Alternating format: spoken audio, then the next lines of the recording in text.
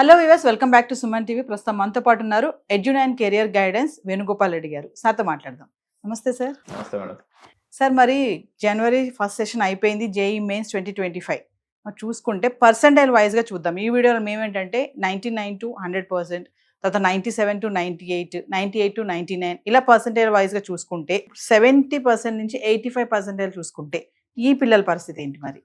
యాక్చువల్గా ఏంటంటే madam, majority of the group ఇప్పుడు మనకి ఒక 14,50,000 మంది రాస్తే ఈ గ్రూప్ లో హాఫ్ ఆఫ్ ది మెంబర్స్ ఉంటారు మేడం. ఓకే. సో ఇది మేజర్ గ్రూప్ అన్నట్టు. అందువల్ల ఈ వీడియో యొక్క ప్రేక్షకులు కూడా చాలా ఎక్కువ మంది ఉంటారు. ఎందుకంటే మామూలుగా ఓవర్ ప్రెషర్ లేకుండా మనిషి పెర్ఫామ్ చేయగలిగినటువంటి నార్మల్ స్కోర్ ఇంతే. ఓకే. వాళ్ళే ఎక్స్ట్రాడినరీ చిల్డ్రన్ అయి ఉండొచ్చు, లేకపోతే వాళ్ళ యొక్క ఎఫర్ట్స్ అనేవి చాలా ఎక్కువ పెట్టి ఉండొచ్చు. నార్మల్గా ఇది నార్మల్ గ్రూప్. అయితే ఈ పర్టికులర్ గ్రూప్లో ఉన్నటువంటి పిల్లలు ఎవరైతే ఉన్నారో ఇంజనీరింగ్ చేయడానికి అర్హులే, నాట్ నెగిటివ్. కాకపోతే వీళ్ళు చాలా అటెన్షన్తో ఇంజనీరింగ్ అనే నిర్ణయాన్ని తీసుకోవాలి. కంపారిటివ్లీ పై గ్రూప్స్ ఏదైతే ఉన్నాయో వాళ్ళు ఇంజనీరింగ్ యాటిట్యూడ్ ఉన్నట్టే. జేఈలో క్రాక్ చేశారంటే వాళ్ళ యొక్క ఇంజనీరింగ్ మైండ్ సెట్ అనేది ఉన్నట్టు. వీళ్ళకి ఉందామా వద్దా అన్న డైలమా ఉందన్నమాట. అంటే బార్డర్లో ఉన్నట్టు. వీళ్ళు ఏం చేయొచ్చు అంటే మేడం, ఖచ్చితంగా రిమైనింగ్ ఆప్షన్స్ ఏమున్నాయనే దాన్ని దృష్టి పెట్టవలసినటువంటి అవసరం ఉంది. ఫర్ ఎగ్జాంపుల్, వీళ్ళ యొక్క ఎగ్జామ్స్ ఏమేమో తీసుకున్నప్పుడు నార్మల్గా డబ్బు ఉంది మీకు. ఇందాక 5 యూనివర్సిటీ చెప్పాను మేడం నేను. మణిపాల్ కానీ, శివనాడర్ కానీ, విట్ కానీ, ఎస్ఆర్ఎం కానీ, అమృత, లేకపోతే కామెడీకే, లేదంటే ఏపీ ఎంసెట్, లేకపోతే తెలంగాణ ఎంసెట్. ఇవి ఇంజనీరింగ్ సైడ్లో ఉన్నటువంటి ఎగ్జామ్స్. వీటితో పాటుగా కంపల్సరీగా రాయవలసినటువంటి మరికొన్ని ఎగ్జామ్స్ ఉన్నాయి మేడం. వీళ్ళు కంపల్సరీగా ఎక్స్ప్లోర్ చేయవలసినటువంటి అవకాశం ఉన్నటువంటి మరికొన్ని ఎగ్జామ్స్. ఇప్పుడు ఈ గ్రూప్లో నుంచి మనం ఒక కొత్త పాయింట్ని డిస్కస్ చేద్దాం మేడం. ఈ కేటగిరీ 70 to 85% వాళ్ళు వచ్చింది. ఇంటర్మీడియట్లో 98% ఉంది ఈ కేటగిరీ వాళ్ళకి. వీటిలో దాదాపు చాలా మంది అదే కేటగిరీలో ఉంటారు. వీళ్ళకి 70 to 85 జేఈ పర్సెంటైల్ ఉంటుంది. ఇంటర్మీడియట్లో ఆన్ యావరేజ్ 96, 97, 98, 99 ఉంటుంది. ఓకే. ఇక్కడ కన్ఫ్యూజన్ లేకుండా ఈ ఎగ్జామ్స్తో పాటు డిగ్రీని కూడా వీళ్ళు ఆప్షన్గా పెట్టుకోవాల్సినటువంటి అవసరం ఉంది. ఓకే. ఉదాహరణకి ఒక చిన్న ఎగ్జాంపుల్ చెప్తాను మేడం. మనకి తెలంగాణకి నేను ఎప్పుడు కూడా చెప్తూ ఉంటాను, ప్రైవేట్ సెక్టార్లో ఇంజనీరింగ్ కాలేజ్ తీసుకున్నప్పుడు నాకు ఇష్టమైనటువంటి కాలేజ్ సిబిఐటి కాలేజ్. వేరే డిగ్రీ కాలేజ్కి వచ్చేటప్పుడు మన రాజకీయ నాయకులందరూ కూడా చదువుకున్నటువంటి కాలేజీ నిజాం కాలేజ్ మేడం. ఈరోజు నిజాం కాలేజ్ గురించి మనం మాట్లాడుకోవడం మానేసాం కానీ, బట్ నిజాం కాలేజీలో ఉన్నటువంటి ఫ్లేవరు, ఆ యొక్క లెగసీ, ఆ యొక్క పంచాయతీ చాలా గొప్పది.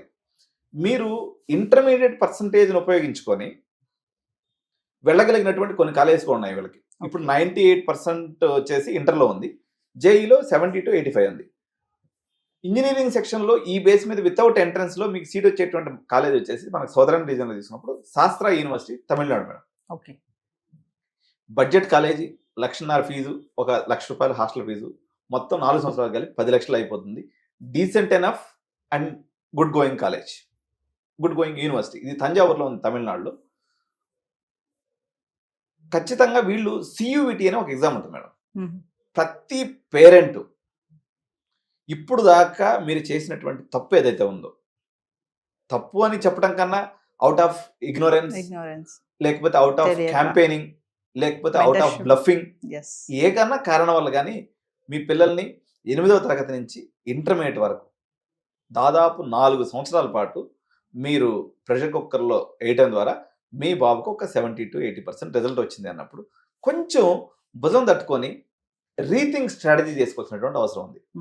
వీళ్ళు ఇప్పుడు మనం ఎప్పుడో సహజంగా మనం ఎట్లా ఉంటుంది, దగ్గర ఇప్పుడు 45 ఇప్పుడు మాకు వచ్చేసింది కాబట్టి షుగరు, బీపీలు వచ్చేదానికి దగ్గరగా ఉన్నటువంటి అనమాట.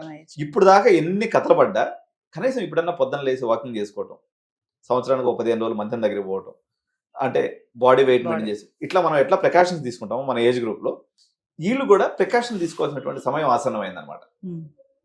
ఇప్పుడు దాకా పడ్డ బ్లఫ్ గేమ్ చాలు, ఆల్టర్నేటివ్స్ అసలు ఏమున్నాయి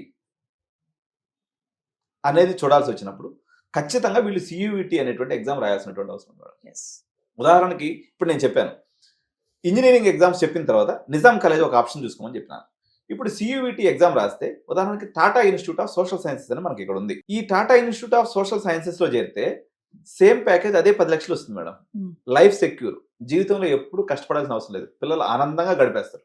సో ఇన్నేళ్ళు మీ యొక్క అమాయకత్వం వల్ల పిల్లల్ని కష్టపెట్టారు కదా మీరు, కొంచెం తెలివిగా ఆలోచించి ఇప్పుడైనా ఒక మంచి ఆలోచనలు కలిగినటువంటి వ్యక్తి దగ్గర, టాటా సార్ ఇండియా యొక్క ప్రైడ్ మేడం వాళ్ళు.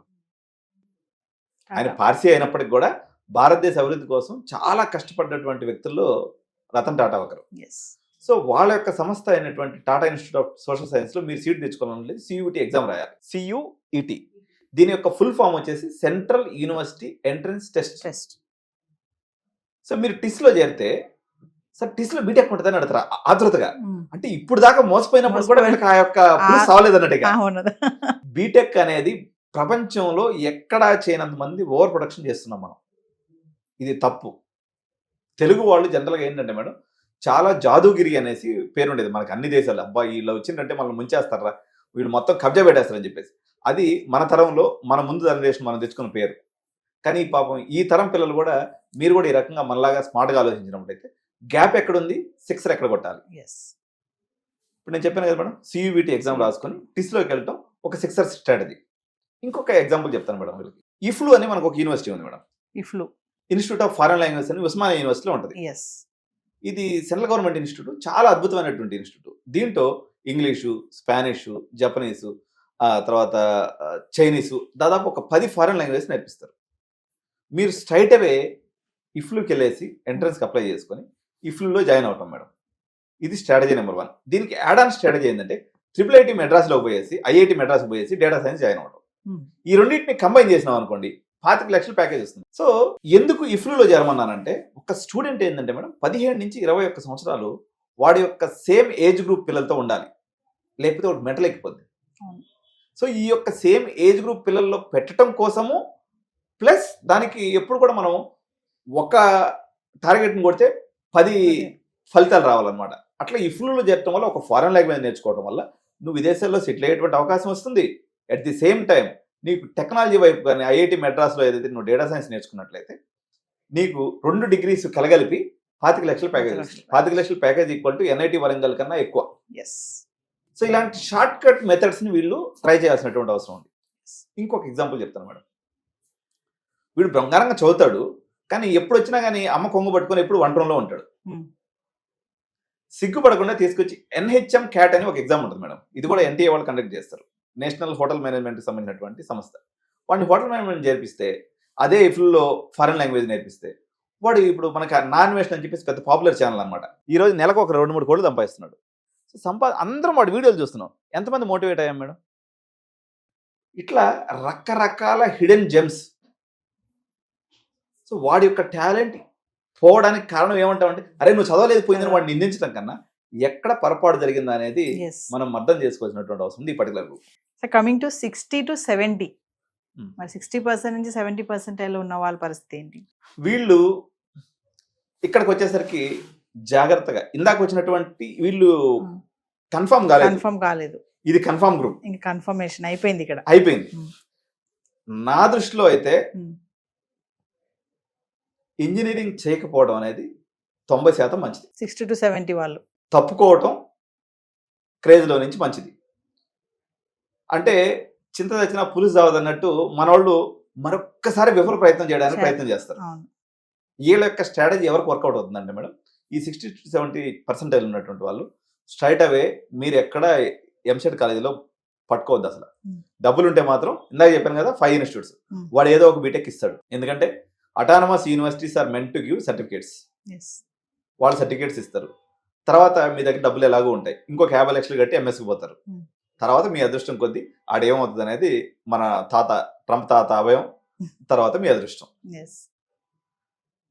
ఎందుకంటే మీ దగ్గర డబ్బులు ఉంది, మీ వల్ల దేశానికి వచ్చేటువంటి నష్టం కానీ లాభం కానీ ఏం లేదు. కాబట్టి మీరు మీ గురించి ఎక్కువ బాధ చేయాల్సిన అవసరం జనరల్గా లేదు. ఎందుకంటే మీరు ఆల్రెడీ బ్యాకప్ ఉంది, మీకు ఇంటికాడ ఏదో పేరెంట్స్ బిజినెస్ ఉంది, వాళ్ళకి. ఈ గ్రూప్లో ఉన్నటువంటి మిడిల్ క్లాస్ ఎవరైతే ఉన్నారో, మిడిల్ క్లాస్ అంటే వీళ్ళు అబ్రాడ్కి పోయే శక్తి ఉండదు, ఏదైనా ఇక్కడే చేయాలి. నేను ఒకటే చెప్తాను మేడం, వీళ్ళకి లాస్ట్ అండ్ చివరి ప్రయత్నం, మీకున్నటువంటి చివరి అవకాశం Telangana EAMCET, AP EAMCET and CUET. మళ్ళీ ఇక్కడ సియూవిటీ ఉంది, ఇక్కడ సియూవిటీ వస్తుంది. ఎందుకంటే మేడం సియువిటిలో కూడా బెనారస్ హిందూ యూనివర్సిటీ లాంటి అత్యంత ప్రతిష్టాత్మకమైనటువంటి అనేక యూనివర్సిటీస్ ఉన్నాయి. ప్లస్ అనేక రకాలైనటువంటి సెంట్రల్ యూనివర్సిటీస్, ఉదాహరణకు హైదరాబాద్ సెంట్రల్ యూనివర్సిటీ ఉందనుకోండి, దగ్గర 2,000 ఎకరాలు. మా గచ్చిబౌలిలో అయితే ఎకరా 100 ఎకరాలు మేడం, ఇంటూ 2,000 ఎకరాలు అంటే దాని డబుల్ లెక్క, అది లక్షలాది కోట్ల ప్రాపర్టీ అనమాట. ఇట్లా మంచి మంచి లొకేషన్స్లో పెద్ద పెద్ద యూనివర్సిటీస్ ఉన్నాయి. అట్లీస్ట్ మీరు ఇంజనీర్సింగ్ కాకపోయినా మీరు ఒక మంచి లీడర్ అవ్వచ్చు, లేకపోతే ఒక మంచి బిజినెస్ మ్యాన్ అవ్వచ్చు, లేకపోతే ఏదో ఒక ఆల్టర్నేటివ్ ఉపాధి రంగాన్ని ఆ సెంట్రల్ యూనివర్సిటీలో ఉండటం వల్ల హోలిస్టిక్ డెవలప్మెంట్ అయ్యి ఎంతో కొంత నువ్వు చేసుకునేదానికి అవకాశం వస్తుంది. కానీ వీళ్ళు డ్రాగ్ అయ్యి ఎట్టి పరిస్థితుల్లో వెళ్ళగొడినటువంటి యూనివర్సిటీస్ ఏదైతే ఉందో, ఇప్పుడు టైర్ 1 యూనివర్సిటీస్ ఉన్నాయి, టైర్ 2 యూనివర్సిటీలోకి వీళ్ళు వెళ్ళొద్దు. దాని బదులు ఏదో ఒక వృత్తి విద్యా నైపుణ్యాన్ని ఎంచుకుంటే హ్యాపీగా వీళ్ళు చదువుకోవచ్చు. బట్ ఫోకస్డ్గా వీళ్ళకి కానీ 98-99% ఉన్నట్లయితే top 5 degree colleges of particular state, లేకపోతే ఇప్పుడు మనకి మంచి యూనివర్సిటీ, ఉదాహరణకు ఆర్వి అంటే మాకు ఆంధ్రప్రదేశ్లో, తెలంగాణలో మనకి సిబిఐటి గురించి ఎట్లా చెప్తుంటారు, ఆర్వి అనేవాడు 1943లో పెట్టారు మేడం వాళ్ళు. 1943 అంటే మన స్వతంత్రానికి రాకముందు ఆర్వి స్కూల్ అనే పేరుతో పెట్టారనమాట. అప్పటి నుంచి ఇప్పటి వరకు వాళ్ళు నెంబర్ 1 స్థానాన్ని కొనసాగిస్తున్నారు. It's not so easy. ఇప్పుడు వాళ్ళ దగ్గర మంచి డిగ్రీ కోర్సెస్ ఉన్నాయి, BBA digital marketing, BA psychology, లేకపోతే బిఏ ఇంగ్లీషు, ఏదో ఒక course, but reputed institution. Tier 4 కాలేజీలోకి వీళ్ళు కానీ అడుగు పెడితే ఇప్పుడు ఏదైతే తప్పు జరిగిందో ఆ మధ్యతరగతి కళ అనేది పూర్తిగా పతనం అయిపోయి ఏమవుతారంటే మేడం, వీళ్ళు సర్టిఫికేట్స్ వచ్చేస్తాయి. ఇప్పుడు భారతదేశంలో 14 లక్షల మంది ఇంజనీర్స్ వస్తే, నిన్న నాస్కామ్ చైర్మన్ ఎవరైతే ఉన్నారో, ఈ హ్యాస్ గివెన్ ఏ స్టేట్మెంట్, పత్రికా ముఖంగా చెప్పినటువంటి స్టేట్మెంట్ వచ్చేసి, మేము ఎంత తలకిందులుగా తపస్సు చేసినా కేవలం 1,25,000 మందిని మాత్రమే తీసుకోగలం. అంటే మిగిలిన 12,75,000 మంది కేవలం సర్టిఫికేట్ హోల్డర్స్ గా మిగిలిపోవాల్సింది తప్ప వీళ్ళు సమాజానికి పనికిరారు అనేది నాస్కామ్ చైర్మన్ రాణా ఆయన పేరు, ఆయన ఇచ్చినటువంటి ఒక స్టేట్మెంట్ అనమాట. కాబట్టి జాగరూకతతో వీళ్ళు డెసిషన్ తీసుకోవాలి. సో కమింగ్ టు లాస్ట్, ఇంకా 50 to 60 అంటే చాలా మంది ఉంటుంది కదా, ఒక కేటగిరీ వైజ్ గా ఆలోచిస్తూ ఉంటారు, అంటే మాకు ఇంక ఛాన్సెస్ లేవా, మేము ఇంక ఫర్దర్ గా ఏం రాయలేమా అని అనుకునే వాళ్ళలో 50 to 60% చూసుకుంటే వీళ్ళకి ఏమైనా ఛాన్సెస్ ఉన్నాయా అంటే? మేడం, ఈ 50 to 60 జోనర్ కూడా వీళ్ళు 99% బీటెక్ అవాయిడ్ చేసేయడం మంచిది. వీళ్ళకి ఈ 50 to 60 వచ్చి న్యాచురల్గా వీళ్ళ మాక్ టెస్ట్లో కూడా అంతే పెర్ఫార్మెన్స్ ఉన్నప్పుడు, న్యాచురల్గా మనం ఈ పిల్లల్ని ఎలా చూడాలంటే మేడం, ఖచ్చితంగా వీళ్ళ దగ్గర ఏదో అడిషనల్ స్కిల్ కూడా ఉంటుంది మేడం.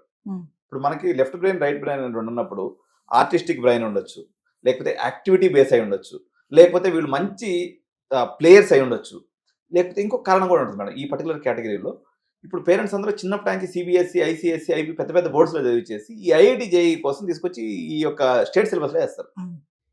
ఇట్లాంటి పిల్లలు అంటే వాళ్ళు పతనం అయిపోతారు, వాళ్ళు ర్యాంక్ కొట్టలేరు. సో ఈ తప్పు జరిగింది కాబట్టి దీన్ని రికవర్ చేసుకునేటువంటి క్రమంలో ఆల్టర్నేటివ్గా, ఉదాహరణకి నేను ఇట్లాంటి కోర్సుల గురించి మనం మాట్లాడినప్పుడు మేడం, భారతదేశంలో అత్యున్నతమైనటువంటి సంస్థ, అంటే భారతదేశ అవసరాలనే కాకుండా ప్రపంచ అవసరాలని దృష్టిలో పెట్టుకొని చాలా అత్యున్నతమైనటువంటి కోర్సుల్ని చెప్తున్నటువంటి సంస్థ వచ్చేసి పర్ల్ అకాడమీ మేడం. సో ఇది ఢిల్లీ, బెంగళూరు, ముంబై, పూణే ఇట్లా రకరకాల ప్రాంతాల్లో ఉంది. టు రెఫరెన్స్ కోసం మీరు ఈ వెబ్సైట్ ఓపెన్ చేస్తే ఈ పిల్లలు చాలా ఆసక్తిగా చూస్తారు. ఈ ఆసక్తిని మీరు గమనించి ఈ యొక్క బీటెక్ అనేటువంటి మన స్మోకింగ్ హ్యాబిట్ లాంటి, మన రైస్ హ్యాబిట్ లాంటి, మన దోశ హ్యాబిట్ లాంటి బీటెక్ని ఒక 2 నిమిషాలు పక్కన పెట్టి ఇటువైపు చూసి పిల్లలు అటువైపు కానీ ఆసక్తి ఉన్నప్పుడు, మీ యొక్క కన్సెన్సస్ ఒప్పుకోనప్పుడు, మీ కన్సెన్సస్ ఏం చెప్తున్నాయి, బీటెక్, ఎంఎస్, ట్రంప్ తాత ఇది చెప్తున్నాయి. కానీ వాస్తవం ఏం చెప్తుంది, డిగ్రీ, లేకపోతే ఆర్ట్, లేకపోతే సోషల్ సైన్స్, లేకపోతే ఏదో లాంగ్వేజ్, లేకపోతే ఏ హోటల్ మేనేజ్మెంట్ కాలేజ్, లేకపోతే ఏ ఇంటీరియర్ డిజైనింగ్, ఏ ఫ్యాషన్ టెక్నాలజీ అని వాస్తవం చెప్తుంది. కానీ మీ కన్సెన్సస్ ఏమో బీటెక్ వైపుకి గుంజుతూ ఉంది. పాండబ్బా కనిపించినప్పుడు ఎట్లయితే స్మోకర్ పరిగిస్తాడో ఆ రకంగా మీరు టైర్ 4 ఇంజనీరింగ్ కాలేజ్ వైపు పరుగులు తీస్తున్నారు. ఈ రెండు మధ్య బ్యాలెన్స్ చేసుకొని ఖచ్చితంగా మీరు ఒక మానసిక వైద్య నిపుణుని కలిసి సంపాదించాల్సినటువంటి అవసరం అయితే ఉంది. Thank you sir.